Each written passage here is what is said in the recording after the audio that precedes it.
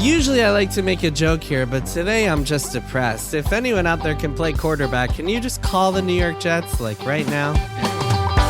Welcome to Triple Click, where we bring the games to you. This week we are opening up the mailbag and taking all sorts of questions, from PS5 controllers to Resident Evil and where to start getting into the series.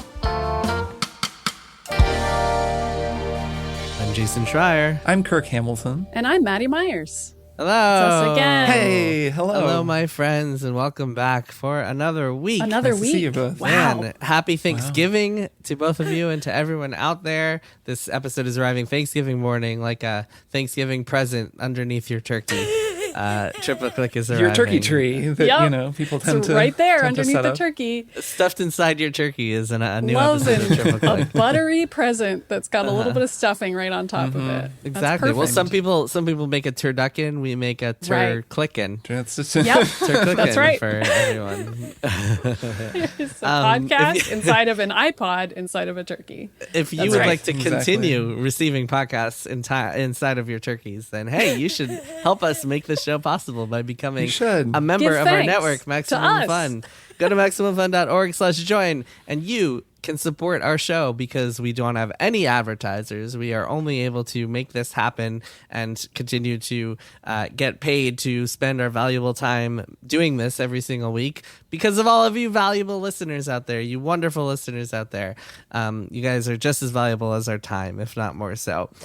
So yeah, go to MaximumFun.org/join, become a supporter of our show. And in addition to, as I always say, that warm, fuzzy feeling that one gets when they're supporting their favorite podcasters, you will also get access to our bonus content. We release a new bonus episode every single month, including the one we are about to put out, which is a giant spoiler-packed story discussion. And who knows what else we're going to discuss. Maybe we'll even discuss things that aren't the story. Beanscast, we call it, because we're going to spill the beans on God of War Ragnarok. We are going to dive deep into that game. Save this bonus episode for until you finished it. But if you have finished it and you're eager to hear us talk about it, now is your chance. So become a member today, and you will get that very soon. We also have a new merch store. Kirk, you want to shout out the new merch in our store? Yeah, we have new merch in our store. That's pretty much it. But what is we've it? had T-shirts available in the past, but now we are going through a new way of getting T-shirts in addition to that one. And so there are new T-shirts with new colors that you can order. There's a mug. There's a sticker. I just spent a lot of money on merch from my own podcast. There's a link for it down in the show notes. And I think we're going to add some more stuff down the line. But for now, there's already some new stuff you can get. And that, of course, supports us and supports Maximum Fun. So you'll find the link for that down in the show notes. Get some merch. Get a shirt. Get a mug. Mm-hmm. Get a sticker. Yes. Why not? Get a sticker. I got a couple stickers. I'm going to buy a mug for sure. Black Friday is coming up. Holiday season is coming up. This is like a perfect opportunity. We don't have any Black Friday deals that I know of. However, it is coming so. up. No. Get your friends and family some Triple Click gear. All right, on with the episode. This week, we are reaching into the old question bag and answering some questions from all of you fine folks. A lot of really good ones. And the bag is on fire, as usual. The bag It is is Yes. a burning flaming hot. mailbag, some burning questions. It's very dangerous to reach in there. We get so many good We've done it. questions. I read through them all. Some of them I wish we could answer, but we cannot. We only have so much time in the day. But we got some really good ones. And just to remind you all, you can reach us with questions or whatever else you'd like at tripleclick@maximumfun.org. Tripleclick@maximumfun.org. On with the mailbag. All right, Maddy, start us off with the first question. Sure. So this one is from Chase, who writes, "Hi, Triple Click. I've had a PS5 for a while now, and I'm wondering what you all think of the much-hyped controller and its advanced haptics. I thought the way Returnal used it for the alt-fire was interesting, but not necessary. It worked well, but I'm not dying for other games to do the same thing. In Horizon Forbidden West, I turned off the bit where it makes it harder to draw your bowstring back because it got obnoxious really fast, but I did enjoy the feeling of really having to crunch down the trigger for actions like opening a stuck door or chest. Those are really the only times I can think of where games use the PS5 controller's haptics beyond standard rumble. Am I missing anything cool? What do you all think of the feature now that it's been around for a while? Will it be a forgotten novelty, or will it become an integral part of the future of gaming? So, Kirk, you had dropped a comment. We were going through these questions saying, let's wait till after God of War Ragnarok to talk about this, because God of War Ragnarok felt like a good time to talk about this, because the PS5 has now been out for exactly 2 years on the dot. And I'm curious to hear what you guys think, and I have my own thoughts too. So I would start by drawing a distinction between haptics and trigger pressure, because I think those are two different technologies, and that one is kind of cooler and I could see it being used more than the other, by which I mean the haptics are pretty cool and the trigger thing is a little more gimmicky. So most of what Chase is talking about is stuff with the triggers, which to anyone who doesn't have a PS5, the triggers on the new DualSense controller, newish DualSense controller, can do like variable resistance. So in Returnal, you would pull the trigger halfway to shoot, but then you could jam it all the way down and kind of break through a resistance wall, and that would cause the secondary fire, which, that was cool, but didn't really feel essential, and you could turn it off. So that, I don't know, like that trigger stuff is like neat. I like the idea of resistance in haptics in controllers, but I agree that there aren't a lot of use cases that come to mind, especially because not everyone has this controller. And as a result, you can't really build game mechanics around it. I played a lot of God of War Ragnarok on the Steam Deck, just streaming it. And sometimes I can get the rumble to work streaming via Chiaki. And even when it does and when it doesn't make a huge difference. But the trigger thing is just not there at all, like the vibrating triggers. So it's not a big deal. But I think the haptics are pretty cool. I didn't miss them playing God of War Ragnarok without feeling the really advanced stuff. But whenever I played it with the DualSense, I definitely noticed it. And it wasn't just like it happens a couple times.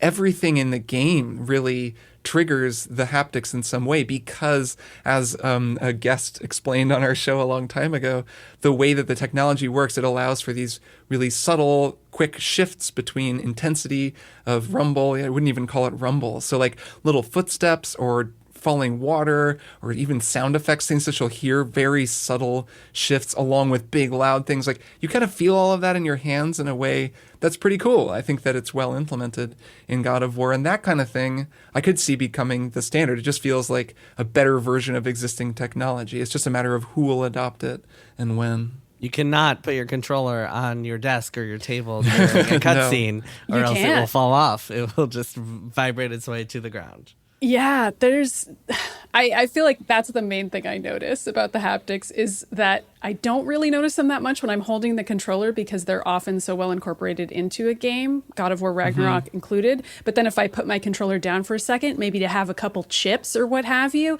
suddenly I'm like, holy crap, the controller is freaking out. And it's kind of interesting, because a lot of times it's a pretty gentle rumble or just a little bit of a sensation that you just don't scarcely notice, but it is adding a little something extra. Don't you think they'll make it so that the controller can tell when it's been set down and it'll stop doing that? Because that is annoying when it does that. Yeah, why doesn't it know everything about what I'm doing? Why isn't my controller like, oh, Maddie's feeling a little hungry now? And it's got like an accelerometer in it. I feel like it could probably already tell when it's been set down on a table. So it seems like that'll happen at some point. The controller should really be feeding you chips, Maddie. That's also true. Like... I think that the controller should have a little chip compartment at the bottom. Kirk wants those back buttons. I just want chips in there, because I want it to get really dirty. Sony should come out with a feed bag that feeds you as you're playing. Oh my god, this is the future of gaming. I have like one of those little finger things like you get in the hospital, and it like tells me how I'm doing, my heart rate and everything, how many chips I need to win. So yeah, I think the triggers are pretty cool. Sometimes they're a little like off-putting, I guess, but like in general I like them. You mentioned Returnal. I thought that was a pretty cool way of doing it, where it like felt like it had different functionality, but also like, I don't know, all that, you're right in that there's only so much that can be done when all of these games are coming to multiple platforms, and so it's very difficult for companies to justify spending the time and resources on PS5 specific stuff. But when a game is PS5 only or PlayStation only, then it's easier to justify. And so like I remember really enjoying the haptics in Spider-Man Miles Morales. I remember they were fun in Bug Snacks, which isn't PS5 only, but it was like a console launch exclusive or whatever. And so yeah, I don't know, I've enjoyed it. I like the way that I like it when it's like a soft press feels one way and then a harder press feels another way. It kind of feels neat. in a way. And so with Ragnarok specifically, I enjoyed the parts where it's kind of like a little QTE where it's like cut or like chop this tree or whatever, and you feel a little bit more resistance on the trigger. Yeah, I don't know. I like it. It's definitely not as impressive as it was when I first checked it out a couple of years ago. But yeah, I definitely enjoy it. It is also nice that as these games that are originally released on PS5 come to PC, usually there's DualSense support. And I think, wasn't it Deathloop that actually had some DualSense stuff built in because it was kind of a PlayStation console exclusive? So that's kind of nice that if you plug a DualSense into a PC on an increasing number of games, you get those extra little features. Mm-hmm. Yep. I love that because I personally think it's the most comfortable of my controller lineup now. It is a really comfortable controller. I do really just like using it. Agree. Yeah, well, that's the thing. I think that's really the biggest highlight of the controller is that it just feels great. And the haptic stuff feels like a nice little bonus. But it's just a good controller to begin with. All right, let's get to the next question. Kirk, you want to do this? Sure. Eric writes, I was so close to the end of both Planescape Torment and Fallout New Vegas, but life intervened and I never finished them. I'm so close to the end of The Witcher 3 Blood and Wine now, but as a single parent, I just haven't completed it yet, and I get a little anxious I'll somehow lose my save and won't be able to. Are there any games you regret not finishing? There's a few, but Man, Eric, I hope that you managed to finish The Witcher Blood and Wine because it has a really good ending. It's especially if you like The Witcher. The ending is really good. Man, this happens to me all the time. It's so difficult. At least I find it very difficult to like switch from a game to another on one platform and then try to revisit it like a month later. So like once my PS5 moves from like, I don't know, Gotham Knights to God of War, I'm not going back to Gotham Knights. But why not? What do you mean? But maybe that's even a bad comparison. I don't know. There are a lot of games where like I'm enjoying them just fine, but then I spend a month on another thing and it's like, oh God, I have to learn how to play this game again. Yep. We've talked about this before, but I think so many games could really benefit from like a message saying, oh, you haven't played this in 4 weeks. Yes. Like, here's what you need to know. Here are the controls. Right. Here's a crash little, course tutorial. A story briefing. Like the Netflix recap that they give you if you haven't watched a show for a certain amount of time. Like they've started programming that in. Why don't games do that? It'll be like you start Netflix and they're like, you haven't used Netflix in a while. Here's how you press play. Yeah, here's how you rewind. Here's how Netflix works. What if you've forgotten how to click on rectangles? We thought we were worried you might have forgotten. Yeah, I have so many examples, by the way. If we want to just list our buckets of shame, I mean, Dark Souls 1 is like perhaps the most obvious one. I keep trying to go back and being but you play that every day for 40 years, so like you're gonna finish it. I've never beaten Persona 5, which I feel increasingly sad about because I feel like I would get to know you two better if I did. You know, we'd have more things we could talk about. I mean, the list goes on. I feel like there's and Hollow Knight, right? Those are the two games that I've never the Rosetta Stones for Kirk and Jason. Right. Bloodborne. I don't feel that guilty about it, but like sometimes I kind of do. I mean, it's like anything I've started and played 10 plus hours of. Although Eric is describing a worse version of that, which is like being almost done and then just somehow never quite finding the time to finish it up, which I think is worse. Well, and that can sometimes be, I'm not saying this is what Eric is doing, but that can sometimes be not wanting the game to end, right? Yes. I mean, I know people, I have some friends who have never watched the final 2 episodes of 30 Rock. What? Just because they really loved the show and they watched it together and then it ended and they just never really did it, which I've definitely done for shows where I'm like, oh, Star Trek The Next Generation, actually. We watched the entire show and have like 4 episodes left and we've just never watched them. And it's partly not wanting to finish it. That's kind of a different thing, but Eric's email does make me think of that. I'll say that one game that I really want to finish that I never finished is Assassin's Creed Rogue, which is the only Assassin's Creed game, mainline Assassin's Creed anyway, that I haven't finished. It's the one that's the most tied up with the lore, with like Haytham and the Kenways and the whole Assassin's Creed 3 storyline. Our former boss, Stephen Totillo, loves the game, and you know, he has always wanted me to finish it just because he and I like to nerd out about all of the deep lore of Assassin's Creed, and I've never finished it. And I've played like a few hours of it. I've gotten kind of far, but I just can never quite get the momentum going. And he trolls me about it constantly. So at some point, I really want to finish that game. Great. That's the nice thing about remasters. Maybe Rogue will get remastered one day, so you have an excuse to. But then you have to revisit start over. I feel like that isn't It's always true. a good thing. Although Kirk has proven us all wrong by constantly replaying something that has been recently remastered over the course of his lifetime. Right. Both actually Divinity Original Sin and Persona 5, which I think is what you're referring to. I'm going to finish Persona 5. Maybe not till next year, but I'm in the final chunk of that, the new royal part. It's pretty cool. Oh, you got to the new dungeon already. Oh yeah, I'm doing all the new then stuff. you should finish pretty soon. Like it's not that long. It's more that there's a lot of stuff I want to finish that's like games for this year, for our games and review stuff that I'm sort of focusing on first. Got it. Yeah, so I have a giant, like I look through my Steam backlog and there are bazillion things where it's like, oh yeah, I should finish that one day. I should finish this game. Once I uninstall something, it's over. There's always a point where That's I start healthy. decluttering my Steam list and I'm just like, I'm That's never going to smart. finish this. Yeah. And then I just move on. Yeah, Guess how long I've usually- had Dark Souls 1 installed? Guess how long it will be installed? Forever. maybe. 25 years. Wow, it's weird that I'm going to die in 25 since the years. Carter I thought it would be longer than administration. that. You've but- had it installed since 1997. Wow. I always wish that like I always play 10 hours of every single Tales game, the Tales series, Yes. Tales of something. I always play 10 hours and then something else comes out and I have to switch to that for whatever reason and then never go back to the Tales games. But every single time I'm like, oh, this is fun. I should finish this. But no, never can, never do. Yeah, I can never see that will. with those kinds of JRPGs. Totally. All right, next question. Here is Steven. Steven says, I watched the new Netflix Resident Evil series recently, which inspired me to finally check out the games. The problem is there's so many of them now that I don't know where to begin. Do you guys have any recommendations for where to start or which games to avoid altogether? Thanks and love the show, Steven. Oh, Steven, I have recommendations you for guys, you. you guys have You know we stronger do. thoughts on this than I do. Here we go. Here we go. I'm looking at the Wikipedia page Okay. now. So, all right. So I have a recommendation. I have 3 games that I think you should consider. There's some nuance to the recommendations, but I do have one that I think I would recommend that Steven play. If you want to play a really great Resident Evil experience, that's just a good game that also gives you a sense of what Resident Evil is all about, in my opinion, you should play Resident Evil 2 Remake. That's my take. I think it's my favorite of all of the Resident Evils that I've played, which is not all of them.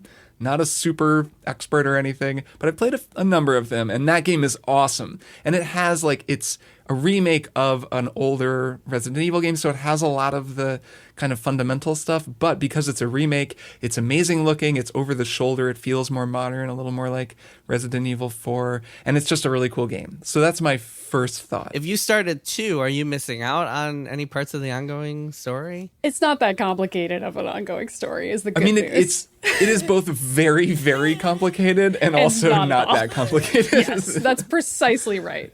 Where there's always a zombie apocalypse, there's always some type of super science organization that's evil and has some type of money related or crime lord related motivations for causing the zombie apocalypse. But it's okay if you aren't following every single supervillain who's ever created a zombie. There's a whole bunch of them. Right. It's okay if you aren't following every single STARS agent. There's a bunch of them.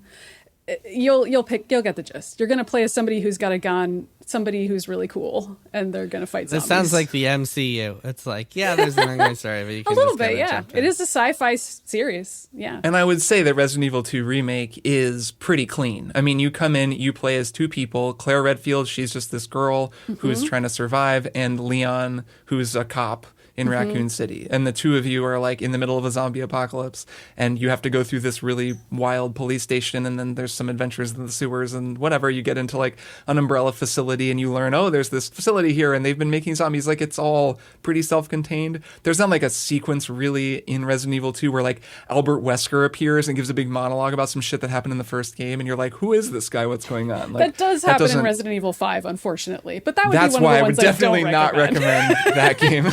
No, for Wesker a number of monologues a lot reasons. in that one, and you don't need any of it. So 2 remakes. So Maddie, do you my- agree with Kirk's suggestion? I do. I think the remakes are great because they're just examples of easy to play versions of stories that I already really like. But I would actually recommend the original Resident Evil. It's already been remade a bunch of times. There's like a 2002 era remake of it. I think the original year it came out was 96. Yeah, that's right. I played the 2002 remake on the GameCube, and I actually dug that pretty well, but it's out for every single platform at this point. I recommend it because it's kind of like a Silent Hill 2 situation. It's a classic for a reason. It's really simple. It's not super long, and it's legit kind of scary at parts, even though it's really pixelated looking. Some of that is just the pacing and the weird dialogue and just the way the mansion looks. It's just got a certain tone. And again, it's not like you need to play the first one for story reasons. It's more just that it's got a cool vibe. I don't even know if you need to beat it, but I feel like it'll show you something about the overall atmosphere of these games and how small they originally started. Like, it's called Resident Evil because it's about just a couple people, like a evil resident in a house of a creepy person who is a zombie. And that really, really small scale is part of what's so cool about the first game. It's just, you're just walking around some rooms of just one house. That's it. So the remasters that you mentioned, or the remakes you mentioned, is the first game remade the way that like 2 and some of the others? No, so let me add a little more nuance, and I'll include Resident Evil 1 remake because there's a little more to my recommendation than just that I think Resident Evil 2 remake is the good way to go. And this maybe will just be helpful, Stephen, depending on what your tastes are. Yes. And that is each one of there's kind of 3 types of Resident Evil game, and it has to do with where the camera is located. There's the fixed camera, there's over-the-shoulder third person, and there's first person. So the Resident Evil 1 remake is a fixed camera game, which does kind of limit it. Like, you're playing a game that feels more old-fashioned because the camera is just set. You know, it'll be like at one point in the hallway, and you walk around relative to it, which is kind of clunky and old-fashioned feeling, but very cool. Once you get into the groove of it, you're like, oh, okay, I get this. It just feels a little older. Resident Evil 2, so that's Resident Evil 1 remake. Resident Evil 2 remake is over the shoulder, so it looks like a Last of Us or whatever, a modern sort of third-person game, which is really easy to adjust to. And then I would also say you could consider playing Resident Evil 7 or Resident Evil 8, because those are both good games, and they're both first-person. 4 is the first in the series that is starting the over-the-shoulder action-based play, which, I mean, 4 is kind of... I don't know. What are you going to say, Kirk? Well, so I wouldn't include 4 in this because 4 is about to get a remake, and I would say just wait for that and play that, because I think it'll be a lot like the original. It'll just sort of be a little smoother and a little better looking, because the original holds up. I'd say, like, if you're going to play an over-the-shoulder one, play 2 remake. If you want to play a fixed precision one that's like the original, play the first one. And if you want to play a modern one, there's 7 and 8. And I would say the difference between those two is that both of them have the same strengths and weaknesses. They're both first person, they're both fun, they both eventually devolve into like kind of more Resident Evil lore than you might want as a newcomer. Yeah. They both kind of have that same thing where 2/3 of the way in, suddenly it is actually Wesker. He doesn't actually appear, but it's that idea like, okay, wait, what the hell is happening? Which isn't a huge deal because they're fun games. But the difference I would say is that 7 is really scary, especially the first half of 7 is like a legitimately scary game. That's the scariest of the 4 that I'm listing here.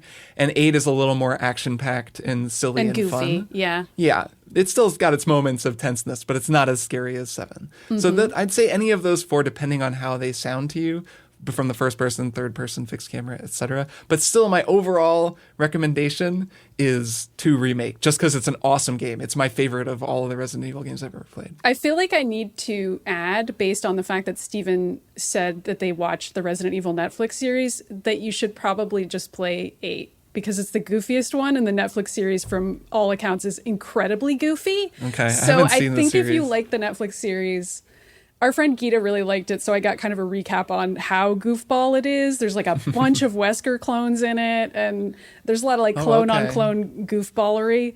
Sure. And so if you like the goofy stuff of Resident Evil, then I would say just play the newest one. And then if you're enjoying that, then maybe you'll enjoy circling back and playing some of the more serious ones. But it's not always goofy. They're pretty different in tone, even though they're all theoretically in the same world. It's a cool series to get into just because there's so many of them, and a lot of them are very good. And some of them aren't as good, but a lot of them are good. Unfortunately, that's everything that's in a series, but oh well. Yeah, that's true.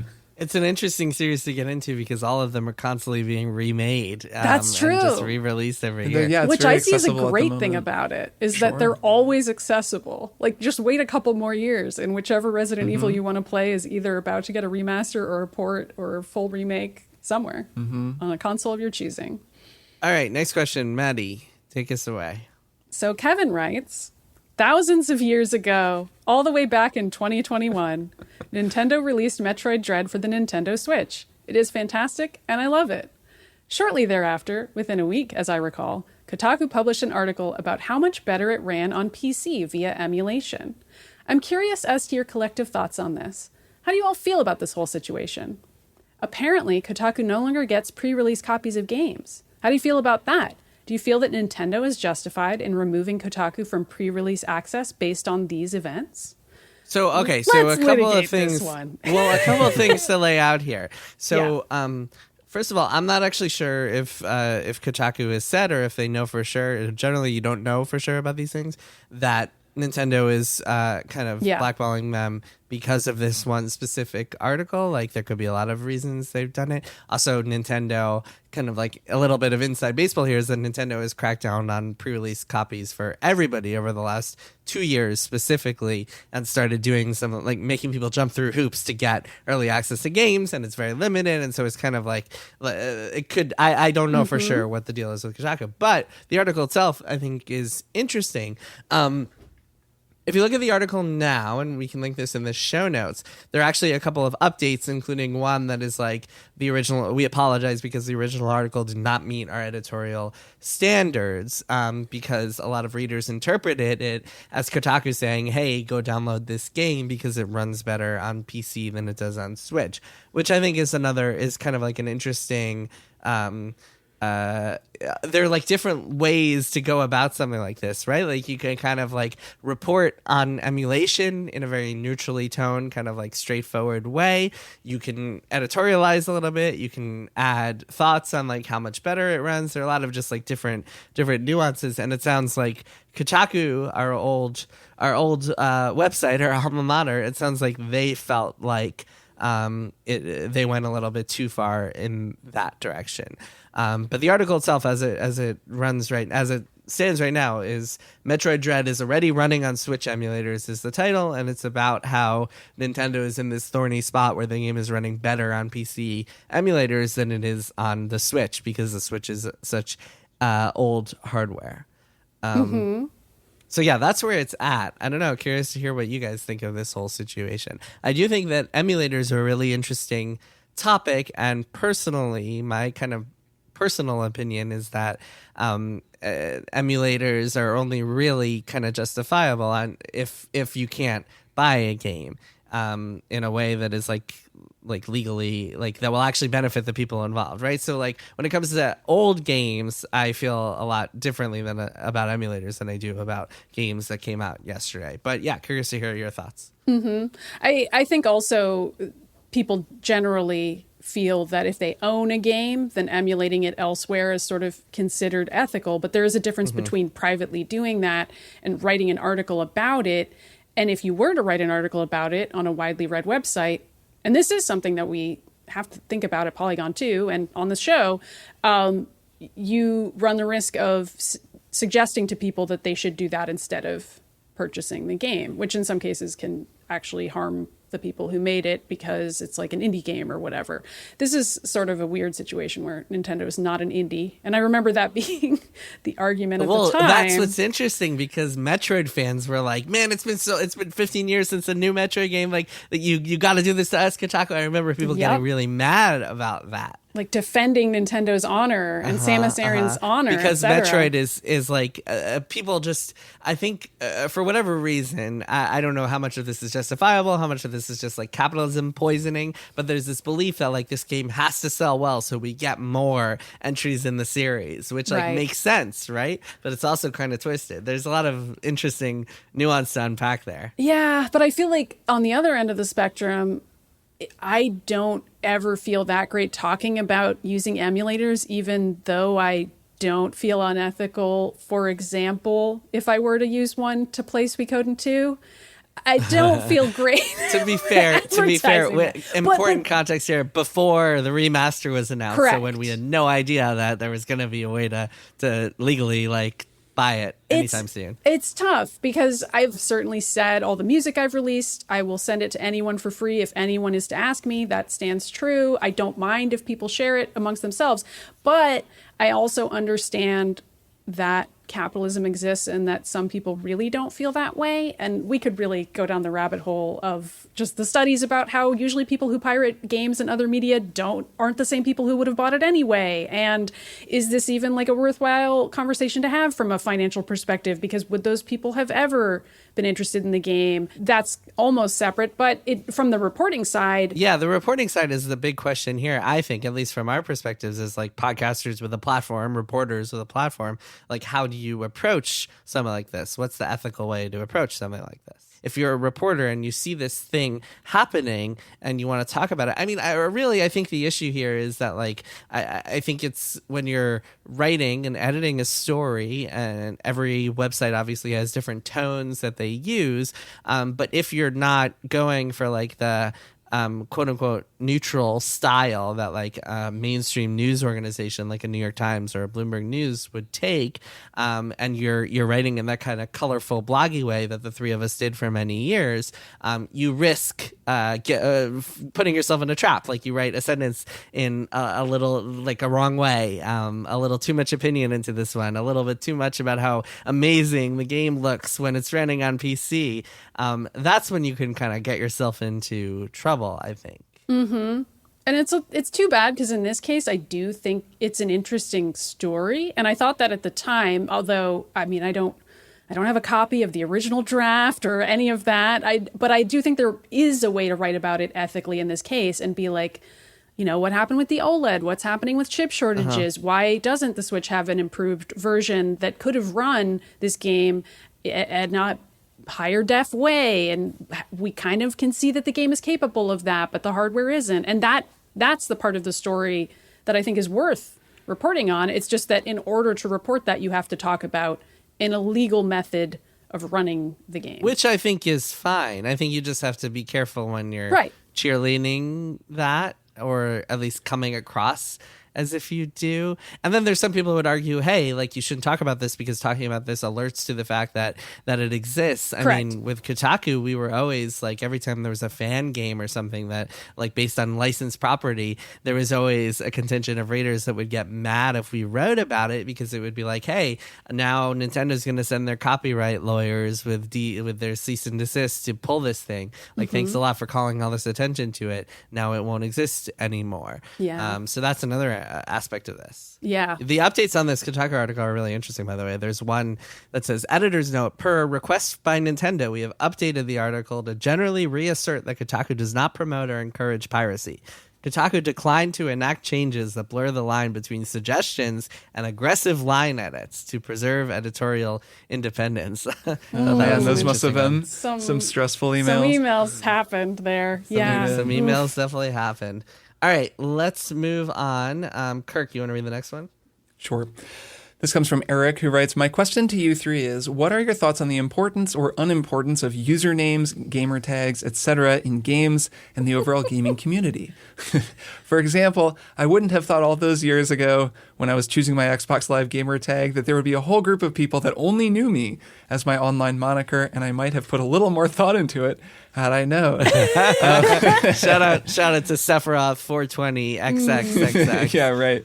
I've written articles about this, so maybe I'll link to this. IDP Mal? What was it? It was the modes of the major scales. So Ionian, Dorian, Phrygian, Lydian, Mixolydian, so Aeolian, cool. Locrian. Yeah. So yeah, cool. man, because I like music. News to me. I had a nerd. I do, and I wanted. Well, no one actually could tell that from my username. Yeah, I wonder why that is. Nobody ever went to you and was like, "Oh my God, is that?" I know what that is. Or is that the first letter of every name of the types of scales? No, but I would have been best friends with whoever the person was who did it, but I never met them. I wrote about this. So I did something very similar to Eric, where I had this stupid username that I hated because it wasn't really a word. And then finally, because Sony took so long to implement the ability to change your handle. That when they finally did, I changed it. Which is so common now across all platforms and games that you can change your handle. I mean, sometimes they'll charge you for it, but it's always an option. And in the early days, in the olden days, you got what you got. Yeah, I think that then answers the question a little bit, Eric's question, which is, I don't think any of us knew that those names were going to wind up having this big life outside of ourselves, that we would be stuck with them for so long, that they would become how people in MMOs that we maybe played a lot, like in my case with Destiny, for so long. It was like they'd be like, IDP, you go over here. It sucked because now my handle is Kirk Hammer, so they can just be like, oh, Kirk, go over here. Like they'll see my name, and that's much easier in a game like Destiny. So I think we didn't know, and no one really knew because it was sort of a new thing. And now, like you said, Maddy, it's just way more established that you get a handle that's like a name with a bunch of numbers, and then there's a second layer on top of it, like how Discord works, how Xbox works now, where you can pick whatever you want, you can change it whenever you want, you can have it look different in different games, because that's like a much better way to do things, and that's probably how they would have engineered things from the start. Like clearly it was very difficult on an engineering level for Sony to retroactively, to retrofit the ability to change your handles. That's why it took them so long. So now I think anyone who's building a platform builds that in. I mean, I will say I don't think they're important even now, which is part of why it's so funny that now you can change them, because I think that suggests that you put thought into it because you have the ability to change it. So having a dumb name, which I would say I do on most platforms, have a series of very stupid names. You chose that. Like now I feel like it's almost worse. It's not like you can be like, well, I chose this when I was 12. You know how it is. It's like, no, you chose that last week and you're going with that. Like you're going with like, I don't know, Batman Stoner. I mean, that's what you're going with. That's the face you're putting out to the world. The important thing is that you put parody account next to whatever it is. Yeah, of course. Well, nowadays you can be verified Batman Stoner. You can be That's right. Twitter verified Batman Stoner for only $8 a month. All right, Just last be sure question. That you tell everyone it's a parody. One last question. This is from Christian. Ironically, given his question, Christian writes, "Hi Trippers. Now that God of War 2018 and Ragnarok are out, given the original series, and also Assassin's Creed Origins, we can surely ask the vital question, which is the best pantheon? Greek, Norse, or Egyptian? Are those the only three options? I feel like there must be other pantheons of gods out there, but regardless, that's his question. I Greek, mean, for some Norse, reason, we're not including the Christian pantheon at all. We're not including Lucifer. We're not including Paradise Lost or any of that. Spoken like someone who just played Dante's Inferno. I mean, there were a lot of people in that game. I'll say it. They were in there. There's a lot of characters in the Bible. It's not a pantheon when there's only one god, and that's kind of the whole point. Okay, sure. But there are prophets and like people with powers and angels. There's angels and demons with names. We're talking about pantheons of gods. Greek, Norse, Egyptian. I like Egyptian the best. Everyone already knows that. I think it's the coolest. Assassin's Creed Origins, great game. Can't wait for God of War to go to Egypt. It's totally going to happen, folks. Arthurian Legends? No way. They're going to Egypt next. Come on, Corey Farlog. You listen to the show? Make it happen, man. Yeah, they hinted at that in the last game, but we'll save that for the Beans cast. Kirk, any thoughts? I don't know. No, I think... I don't know. I don't have a strong take on this. Do you not want to officially call which one is the coolest? Why not? to pick the best ancient religion. I don't know. I always had a soft spot for Greek because I grew up like reading all this Greek mythology. I had that one book full of them. And I always thought those were the wildest stories. But Norse has some pretty cool stories too. I'm not as familiar with the Egyptian. Yeah, whereas I grew up reading mythology. Like the Egypt game.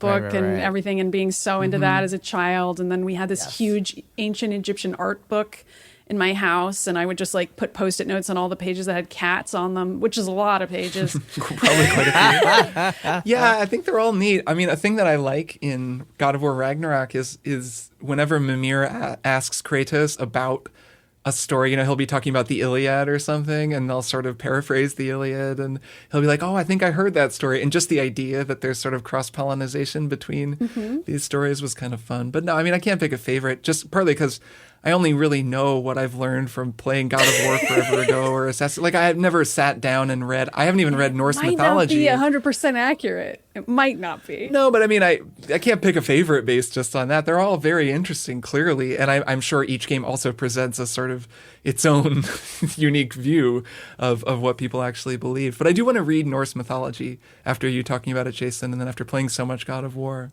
Yeah, the Neil Gaiman book is fantastic. It's definitely something I liked about Moon Knight and like about Thor is that it brought Norse and Egyptian mythology sort of more center screen in pop culture, which is pretty fun. You know, people cross-pollinated in real life, you know? All those different cultures. Everybody talked to each other before long. And that's kind of neat. It's particularly funny playing Ragnarok and seeing their portrayal of Odin and Thor versus like the MCU's portrayal of Thor and Odin. It's pretty funny. It is.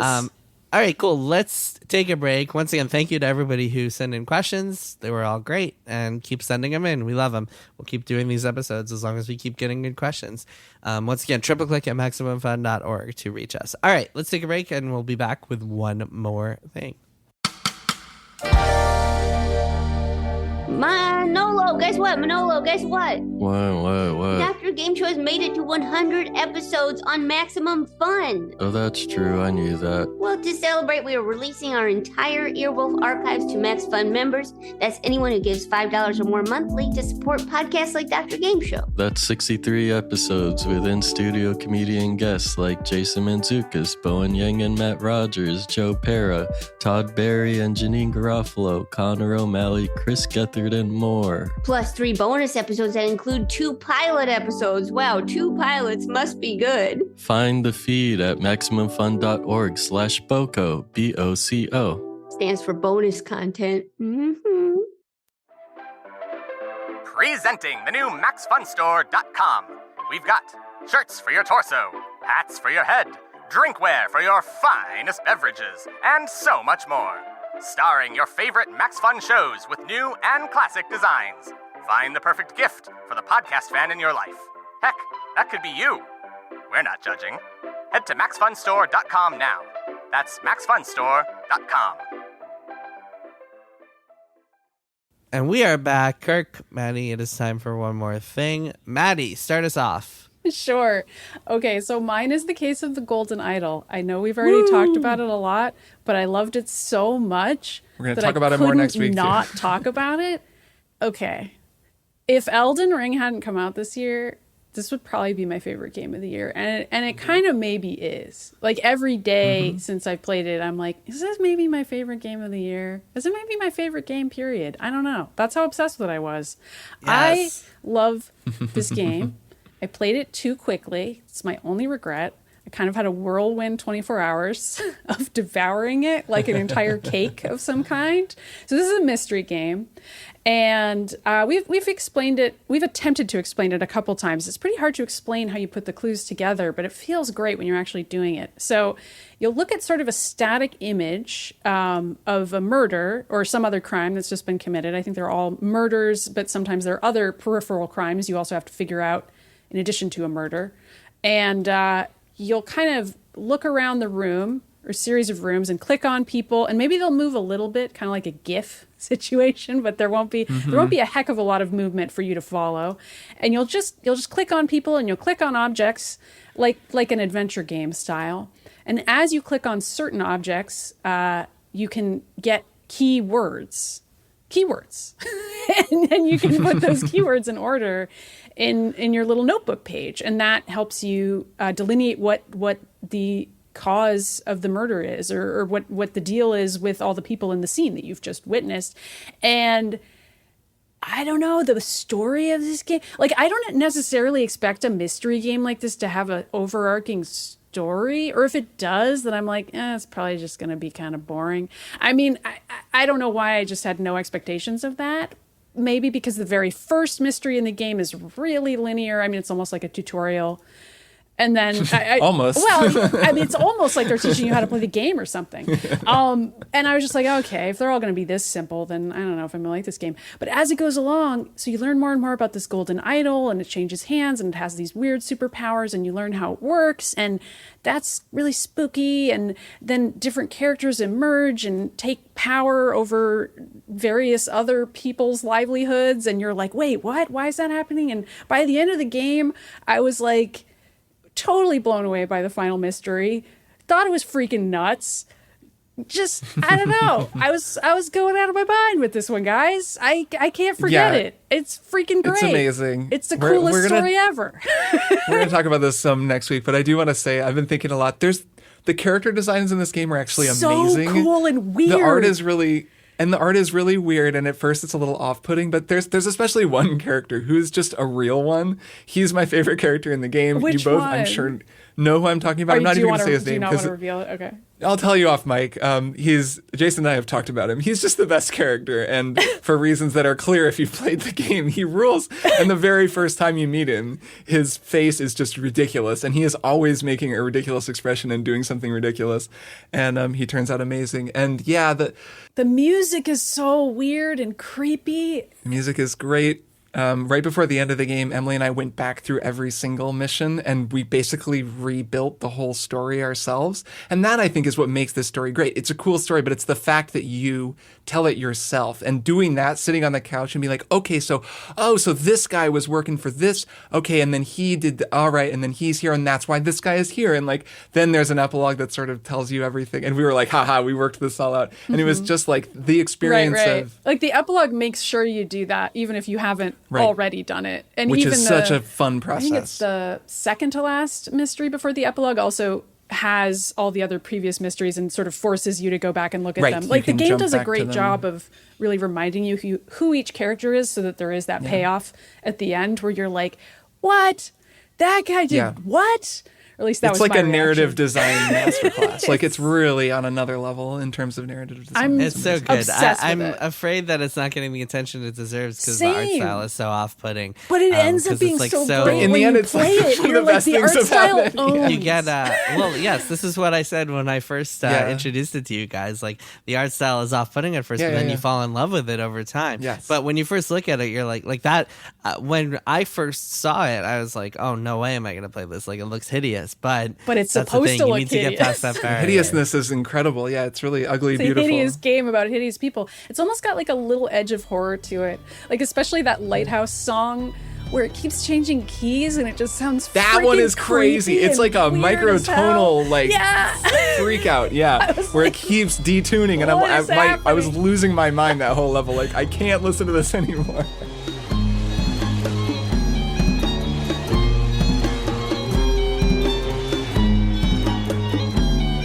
Kirk here as I edit the episode, and as your sanity probably gradually deteriorates listening to this, just to shout out the composer on The Case of the Golden Idol, who is a composer named Kyle Misko, who did a great job. This tune is called Crowning Celebration, and man, it's good. Okay, back to the show. It's iconic. The art style is like the visual version of whatever the hell that song is. It really is doing. of like a steadily detuning song that's somewhere in between different tuning frequencies. There's detuned art. Anyway, everyone needs to play this game. The Case of the Golden Idol. I really can't recommend it enough. It's definitely the best mystery game I've ever played, and I wish they would make a sequel like yesterday. It's brilliant. Kirk, what's your one more thing? My one more thing is another really fun game that I played all the way through with Emily over the weekend called Escape Academy. Do either of you even know about this game? Yes, I've heard of it, but go on. I've not played it. It's so fun. It's super, super fun. This is a game that's on consoles and PC. It came out this year. There's already DLC for it. It's made by an indie studio called Coin Crew. And basically it's escape rooms that you can play through in split screen co-op with someone, and that's it. And they're really legit escape rooms. They're really cool. They're clearly designed by people who know how to make escape rooms. And there's just a bunch of them. And it's all wrapped in this very funny, very silly narrative package where you're a student at the Escape Academy where they teach people to escape. It sort of feels like Psychonauts, that same thing where everyone there, all the teachers are these big personalities who are master escape artists because that's important. And then there's like the bad guys are the anti-escape scientists that are. So it's just like it's all that's very silly, and it just looks kind of visual novelty and is totally like 2 seconds of the game. It's almost none of it. Almost all of the game is just, here we are, we're in the library, and oh no, the library is on fire, we got to get out, and oh well, our library is this ridiculous series of puzzles that you have to figure out. But it's super fun, especially in split screen co-op, because you both are walking around the room, and there's just a lot of like, okay, I'm going to go over here, like I'm seeing this, all right, well, we've got this code here, all right, this looks like, this is going to be a sort of a sequence that we need to figure out, but I don't know what the sequence means, so just keep an eye out for these shapes. You're kind of talking to each other a lot, and then sharing inventory. One person looks at the wall, okay, can you just look at the wall? I'm going to look off of your screen while I enter this thing.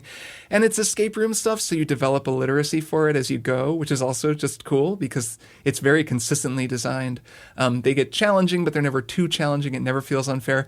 Honestly, it was just a super fun thing. Every night we did I was like, you want to do an escape room? And Emily's like, yeah. And we would just do a couple. So it's really fun. Great. I had a great time with it. Can you date explain how night. the split screen works? So it's just like split in two? And Yeah, it's just one split in person- two, and the two of you walk around the room. It's like old school first person split screen. Cool. And like how you can cooperate to solve the puzzles? Like how does that You don't work? have to cooperate. It's more the cooperation is more just that two of you can look at clues. I think one person could play through all the puzzles as well. It's I think a little easier with two just because you can cover more ground, and you can just like hand inventory items back and forth between Got one it. another. That's what I So was it'll be like, gonna oh, ask. Yeah. like I have I've got the candlestick, so I need to use it in that thing. Okay, I just gave it to you. You take care of this puzzle. I'm going to go into the other room. That kind of thing. But it's mostly just Cool. talking. So it's like and figuring you're- it out. as if you're like with a buddy at an escape Yeah, room. it or- just right. It feels like you're in an escape This room. sounds It's cool. Really I'm gonna fun. play this. I'm gonna It's great. get You'll my like wife it. on board. Yeah, and this sounds do awesome. guy.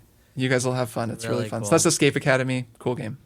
Cool. All right. My one more thing is a movie. I went to the movies last week and I went and saw Black Panther: Wakanda Forever. Yeah, Which I is, saw this too. it's I interesting haven't watching yet. it and like I can't wait. It's interesting watching it and wondering like what they actually wanted to do with this movie. Yeah. Yeah. So it's very much a movie about like the death of Chadwick Boseman and what that means for the franchise. And for me, at least, like I thought it was okay, but that kind of subtracted from it. Like it detracted from the experience for me. The first Black Panther was so good. It was like the quintessential MCU movie, just like a great story, great villain, great writing, great quips, great performances, great action. Just like everything was firing on all cylinders and exploring like African culture in really interesting ways.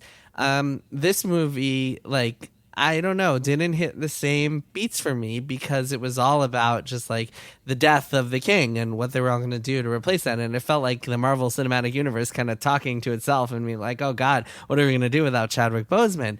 And the replacement for him, the protagonist of this movie is Shuri, who is his sister, who was a side character in the first Black Panther. And she really, I mean, they bless the actress's heart out because she does her best with it, but like she does not hold up as a protagonist, at least for me. She doesn't have like the charisma to carry the whole movie and does not work. They do introduce another character named Riri Williams who does have the charisma to carry a movie, and she's going to get her own show next year, so I'm very excited for that. I believe it's called Ironheart. Ironheart. yes. That's because she's like a cool teen girl Iron Man. Basically. Yes, she's like this brilliant teenager who's at MIT and like runs her own lab, and she stole every scene she was in, and then she she's gets good. a suit for some reason, which is kind of silly.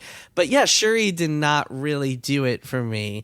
The movie is all over the place. It's kind of like, in addition to dealing with grief and introducing Namor, who's pretty cool as a villain, and has some interesting themes around colonialism and just like it's interesting to see his whole deal. It also just kind of has all this like slapdash stuff with Julia Louis-Dreyfus, who just like is in there for no reason. Richard Schiff is in there also, like, and it's weird seeing Odin in there. Yeah, Odin is in turns there. up. Wow, okay. Not really clear why. Like Martin Freeman has this whole little subplot that goes nowhere and does nothing. Like it feels like they're trying to plant seeds maybe for future Yeah. MCU stuff, but bigger it doesn't MCU actually do stuff. anything.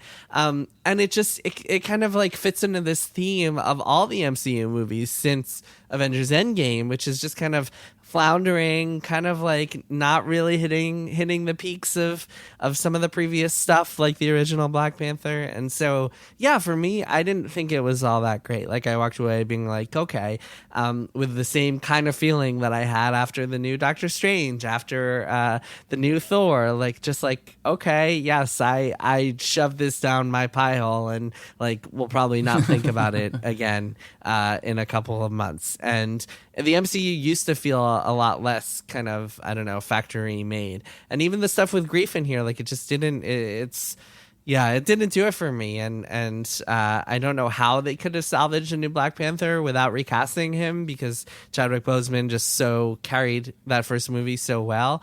But yeah, it just didn't really work for me that well. It was entertaining. It was fine. It was fun. It was good. But like, I don't know. It wasn't quite all there for me. Kirk, what did you think? You saw it too?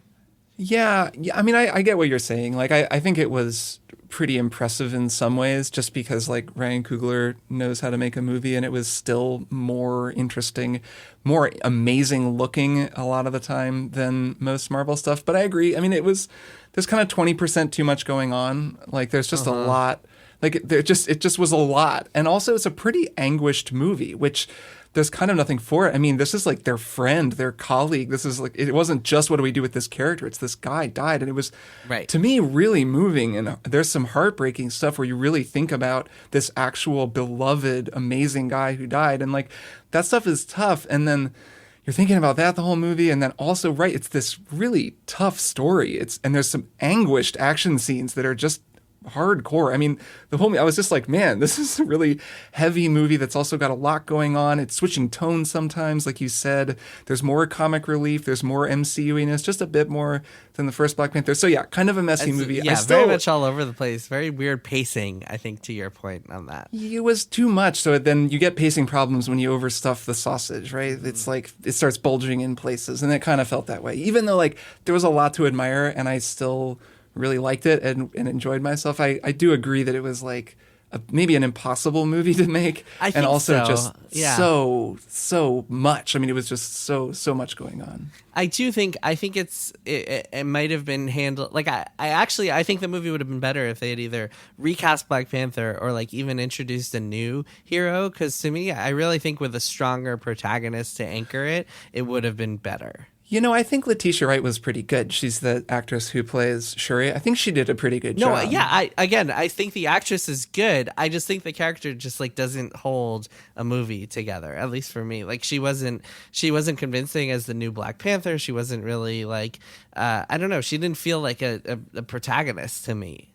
It's tough. I mean, some of it is just I've been so into Andor and watching Andor that it's like so completely different in terms of focus and tone and energy level, that then to go to even a wonderfully produced, amazing looking MCU like Marvel movie and to just sit there for 2.5 hours being just like completely sensorily overwhelmed was just like a lot to adjust to for me. It was definitely a lot. But I will say again, Riri Williams, aka Dominique Thorne, who's the actress who plays Riri Williams, was fantastic, and I'm very excited for Ironheart. Like after seeing her performance in this, so that's the one bright spot for me is seeing that. And then obviously Julia Louis-Dreyfus, whenever she's on screen, it's amazing. It's just I didn't really know why she was on screen at all ever, and that's not really ever answered. But yeah, I don't know. I'm still waiting for like the next big MCU thing that like actually blows me away, and isn't just like okay, this is good, but I don't know, missing something. Mm-hmm. Well, I'm going to watch it anyway. No, you should. Sure. You should watch it. Absolutely worth watching. Just like all the other recent MCU movies, it's one of those where if you ask me, like, should I go see it now or wait for Disney Plus, I would 100% be like, just wait for it to come to Disney Plus. Like, you don't need to go spend $18 on a movie ticket to go see this movie. Fair enough. Anyway. All right, that is it for this week's episode. Once again, happy Thanksgiving to everybody who is celebrating, and be sure to tune in. What is it, Monday we're going to run the Beans cast? Yeah, that'll be out next week. God of War Ragnarok bonus episode coming next week, and otherwise we will see you next week. Go to the new store, get some merch. Yeah. Get some merch. Buy a Triple Click mug. Oh man, I'm totally going to buy a Triple Click mug. Heck yeah. All right, see both of you next week. Bye. Triple Click is produced by Jason Schreier, Maddie Myers, and me, Kirk Hamilton. I edit and mix the show and also wrote our theme music. Our show art is by Tom DJ. Some of the games and products we talked about on this episode may have been sent to us for free for review consideration. You can find a link to our ethics policy in the show notes. Triple Click is a proud member of the Maximum Fun Podcast Network, and if you like our show, we hope you'll consider supporting us by becoming a member at MaximumFun.org/join. Find us on Twitter at TripleClickPod, send email to tripleclick@MaximumFun.org, and find a link to our Discord in the show notes. Thanks for listening. See you next time.